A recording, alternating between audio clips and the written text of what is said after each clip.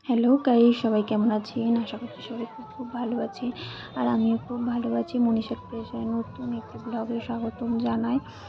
আজ আমাদের পাশের পাড়ায় কালী পুজো, শ্মশান কালী পুজো, পারুলা শ্মশান কালী পুজো।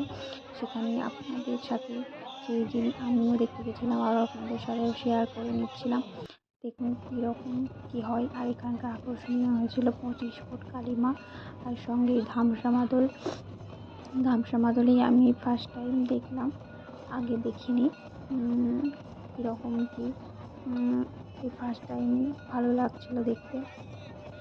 তোমরাও একটু শোনো ধামসা মাদল কীরকম লাগে, তোমাদের জানিও। এই এত গরমেও যে এত মানুষের ভিড় ভাবা যায় না। এই শুধুমাত্র 25 ফুট কালীমা দর্শন করতেই সবাই এসেছে। দেখো আমরা সামনে গেছিলাম মাকে দর্শন করতে, এত অপূর্ব লাগছে কী বলবো, খুবই সুন্দর লাগছে। আর আমরা কালীমার দর্শন করে আর বেশিক্ষণ দাঁড়াইনি, কারণ এত গরম মানে থাকাই যাচ্ছে না। বাজিও দেখিনি, কিচ্ছু না, চলে এসেছি।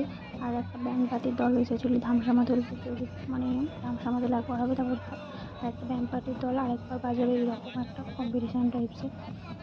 আর বেশিক্ষণ দাঁড়াইনি গরমে। আর ভিডিওটি ভালো লাগলে অবশ্যই লাইক, কমেন্ট আর শেয়ার, সাবস্ক্রাইব করে দেবেন।